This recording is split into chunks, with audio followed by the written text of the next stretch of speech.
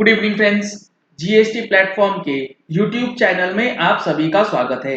जी हाँ friends, GST portal के ऊपर जो हमारा मिसमैच रिपोर्ट है MIS 1 और MIS 2 वो इनेबल कर दिया गया है। जी हाँ फ्रेंड्स, मिसमैच रिपोर्ट का लिंक जो है वो पोर्टल पे दे दिया गया है। जल्द ही इसे इनेबल भी कर दिया जाएगा आपको रिपोर्टिंग के अंदर।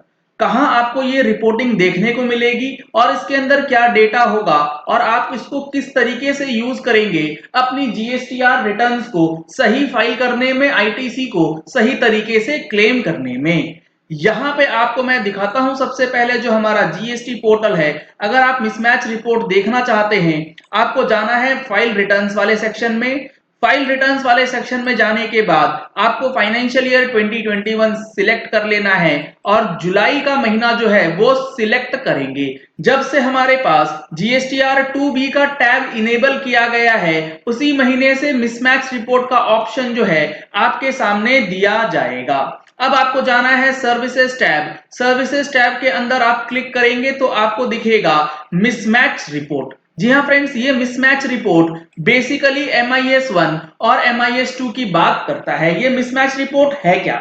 इसकी अगर आप बेसिक चीज समझेंगे तो जो इनपुट टैक्स क्रेडिट आप क्लेम कर रहे हैं और जिस इनवॉइसेस के बेसिस पे आपने आईटीसी को क्लेम किया, अगर आपका सप्लायर जिसने आपको माल बेचा है वो अपनी GSTR1 फाइल नहीं करता है या फिर गलत फाइल कर देता है, यानी कि आपका जीएसटी की जगह पे किसी और का जीएसटी वो अपलोड कर देता है और इसकी वजह से आपके जीएसटीआर 2A और 2B में वो डेटा रिफ्लेक्ट नहीं होगा, लेकिन आपने 3B में इनपुट टैक्स क्रेडिट क्लेम कर लिया होगा।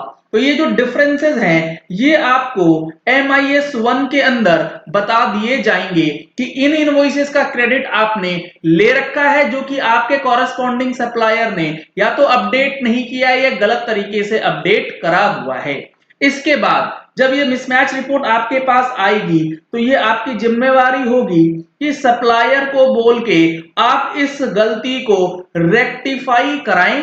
अगर रेक्टिफाई नहीं कराते हैं तो उस अमाउंट ऑफ आईटीसी का रिवर्सल आपको करना पड़ सकता है, क्योंकि वो आईटीसी आपको पोर्टल लेने नहीं देगा।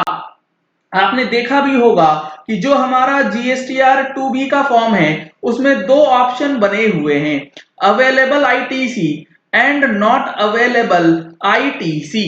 अब होगा क्या, जो input tax credit available section में आ रहा है उस कॉलम के अंदर काफी सारे इनवॉइसेस ऐसे हैं जो कि बैक मंथ के हैं। बैक मंथ का मतलब मार्च की रिटर्न किसी सप्लायर ने जुलाई 20 के मंथ में फाइल करी है तो वो आपके 2B में रिफ्लेक्ट कर रहा होगा, जिसकी प्रैक्टिकल वीडियो कल मैंने आपको बताई थी। आपने मार्च महीने में ऑलरेडी इसका आईटीसी जो है वो क्लेम कर रखा है। अब आप 2B के बेसिस पे दोबारा से अगर आईटीसी क्लेम कर लेते हैं उस मार्च 20 का, तो डुप्लीकेट आईटीसी आपने क्लेम कर लिया। इसी की वजह से यहां पर जो हमारे पास रूल 72 है, बेसिकली ये मिसमैच रिपोर्ट जो है section 42 of CGST act, section 43 of CGST act, rule 69, rule 70, rule 71 इनसे गवर्न होता है। अब यहां पे एक रूल आपको ध्यान रखना है जो हमारा है रूल 72। ये क्या कहता है इसको ध्यान से समझिए। ये कहता है claim of input tax credit on the same invoices more than once, यानी कि एक इनवॉइसेस के ऊपर आपने एक से ज्यादा बार इनपुट टैक्स क्रेडिट ले लिया है तो वो भी इनपुट टैक्स क्रेडिट के मिसमैच रिपोर्ट का पार्ट बनेगा। Duplication of claims of ITC in the details of inward supplies shall be communicated to the registered person in MIS 1 electronically through common portal। तो इस चीज का आप खास ध्यान रखिएगा, अदरवाइज 2 टाइम्स आईटीसी की वजह से आपका मिसमैच रिपोर्ट जो है वो यहां पर दिख जाएगा और उसकी लाइबिलिटी आपको पेमेंट करनी पड़ सकती है। क्योंकि यहां पर अगर आपको दिखाऊं मैं B2B डिटेल्स के अंदर, तो यहां आपको कई सारे इनवॉइसेस दिखेंगे जो बैक डेटेड हैं, यानी कि मार्च महीने की इनवॉइस 20 जुलाई में अपलोड करी गई है। आपके 2B में तो आ रहा होगा लेकिन ये अमाउंट आपके GSTR 2A में रिफ्लेक्ट नहीं होगा, जुलाई के महीने में, ये आपके 2A में मार्च महीने में रिफ्लेक्ट कर रहा होगा। आपने ऑलरेडी इसका आईटीसी जो है इनवॉइस बेसिस पे क्लेम भी कर रखा होगा। तो इस चीज को ध्यान रखिएगा, क्योंकि ये मिसमैच रिपोर्ट जो है अब जल्द ही आपके लिए लाइव कर दिया जाएगा, जिसमें आपको इन चीजों का ध्यान रखना है।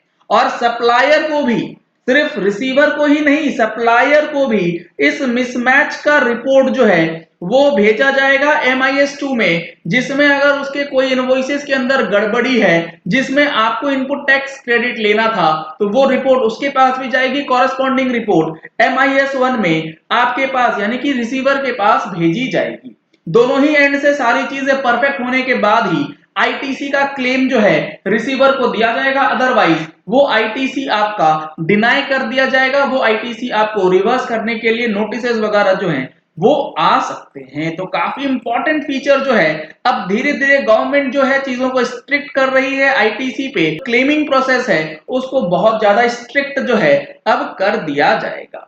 वीडियो एंड करने से पहले आपके लिए एक जरूरी इंफॉर्मेशन यह है कि अगर आपने अभी तक जीएसटीआर 9 और 9C जो हमारी ऑनलाइन ट्रेनिंग सेशन 6 सितंबर 2020 को ऑर्गेनाइज करी गई है, अगर आपने अभी तक इसमें रजिस्ट्रेशन नहीं कराया है तो इस नंबर पे कॉल करके आप रजिस्ट्रेशन करा सकते हैं। आपको पता ही होगा कि जीएसटीआर 9 के अंदर जो टेबल 8A और जो हमारा 6B है उसमें जो डिफरेंसेस हैं उसके लिए भी अब नोटिस आपको मिलने लग रहे हैं, जहां पर आईटीसी एज पर 3B और आईटीसी एज पर 2A corresponding to table 8A of GSTR 9, उन दोनों का डिफरेंसेस जो है वो नोटिस के रूप में आपको मिलने लग रहा है। तो ये मिसमैच रिपोर्ट हो गया, ये नोटिसेस हो गए, ये काफी महत्वपूर्ण है अब इनपुट टैक्स क्रेडिट को क्लेम करने से पहले। इसीलिए 9 में डेटा जो है वो सही जाना चाहिए। अगर आपने हमारे चैनल पे फर्स्ट टाइम ट्यून इन किया है तो चैनल को सब्सक्राइब करने के लिए नीचे दिया गया रेड कलर का सब्सक्राइब बटन प्रेस कर लीजिए। साथ में जो बेल आइकन है उसे भी प्रेस कर लीजिएगा ताकि वीडियोस की नोटिफिकेशन आप तक रेगुलरली पहुंचती रहे। Thank you and have a nice day.